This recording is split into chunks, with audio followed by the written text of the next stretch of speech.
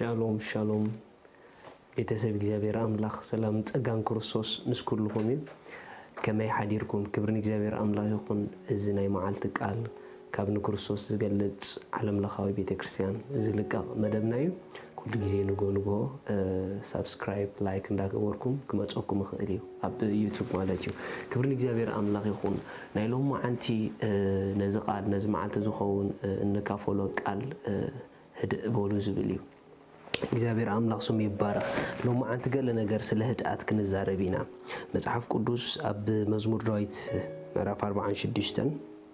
ጥቅስ 10 هدأ بولوሞ አነ አምላክ መዃነይ አስተብህሉ አማ አከለ አሕዛብ ልዕል ክብል አብ ምድሪ ድማ ልዕል ክብሌ ጎይታ ሰራዊት ምሳና እዩ አምላክ ያዕቆብ ድማ እምባናዩ ኢየሱስ ንዘላለም ጎይታዬ እግዚአብሔር ባዕሉ ይቆም ድብል ዘሎ نأملاخنتي كتستوعلو نأملاخنتي كتريو نأملاخنتي كتفلتو مجمرتا هدئ بلو بخالا الزراربا نقويتا بزي مهدأم أملاخنتو أبيوتو من خيقلت قديبو منيرو مالتيو أحوات إذا أوشتنا زول أملاخ أب نفس وقفنا هيوت قعزونا ناتو من كساس كنرأنا دلن ترأخوينا أملاخناتو بحكي أب لايفنا كمسكرلنا تدلين ترأخونكم ناي قدن أكاديمي እግዚአብሔር كنهادا علنا بزح جيزي كابزي مهدا أنا زتلعلى እግዚአብሔር أب هيوتنا خجبرو زدلن خيجبرو كقدب يخليو مخنياتو زي مهدا أب تحت سمعتي زنبركا مهدا لعل سمعتي زنبركا كل جيزي هدأت سبات لعل سمعت حليفهم أب دمت أملاخ دونا يمبال عقم اللوم زي هدأت سبات جن أب دمت أملاخ دونا يمبال عقم يولومن نمنتاي تدعيلكم مني هدأت انتزيل نناي سمعت كدرجة كتحالفو أي تخلنيخا كل جيزي أب سمعت كوينا نوسنو وسانن أب سمعت كوينا ننبرو نابران دما وتسيتو أزيو حدا كينيايو ኢየሱስ ክርስቶስ ዘላለም ጎይታዬ ስለዚህ እግዚአብሔር ከዛረብ ቆሎ አምላክነቴ ክትሪኡ እንታይ ግቦር ኢሉ ህድእ በሉ ኢሉ ኩሉ ሰብ ከሃዳ አይክእልኒ መን ይዛሃድ እንደሕሪልኩምኒ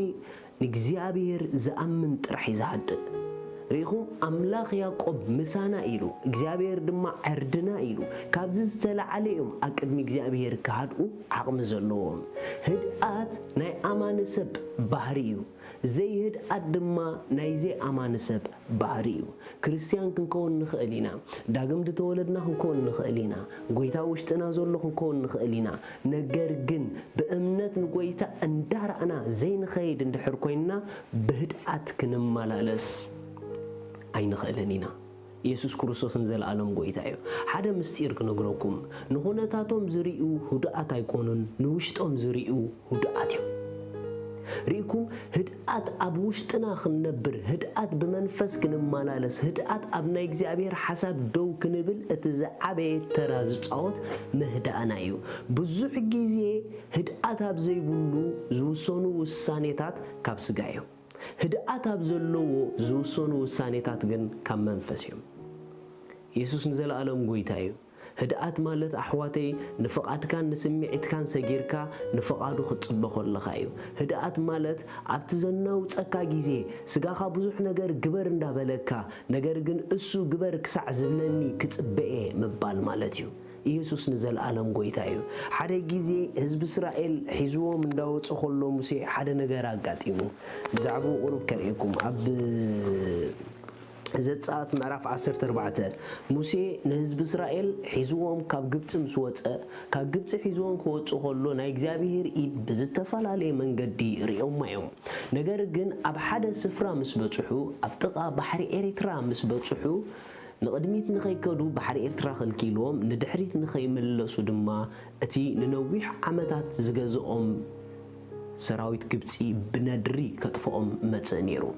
زوم سبات زيهم أمم قهلت نجارهم تقركيرهم بدحريت كبيد نجار هالو بقدميت كبيد نجار هالو من الباشا كم زعينت هوا هو زلهم سبات كتلو تقوليهم بقولو نجار زلهم مخونات حج زلهم من الموت زي بقولو خون خالي بأمرهم مالتيو هحدا جزء أبي وطنا نأتوهم جودناتات موت زلهم كوينو زي سمعنا جزيتات كهلو يخلو خانو نجار جن أبزي جزء زي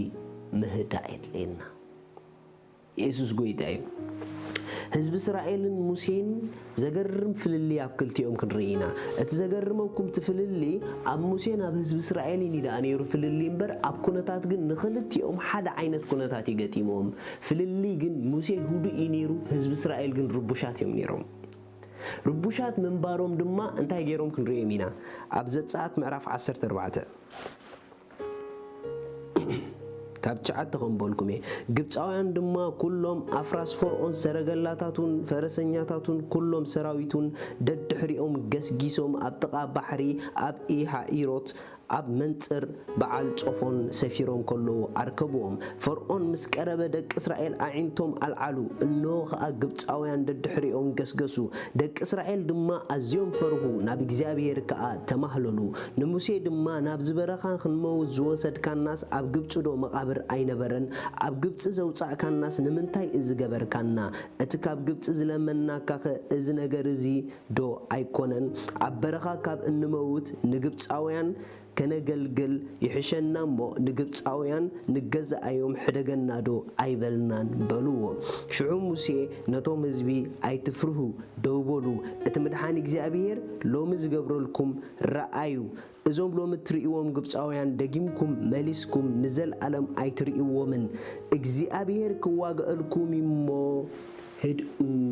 በሎም ሉክ ኣሕዋት ሙሴ አምላኽ እንታ ከም ዝገብር አይፈለጠን ነገር ግን አቅድሚ እግዚአብሔር በምህድኡ እግዚአብሔር ለህዝቡ ከም ዘምልጦ ግን ይፈልጥ ነይሩ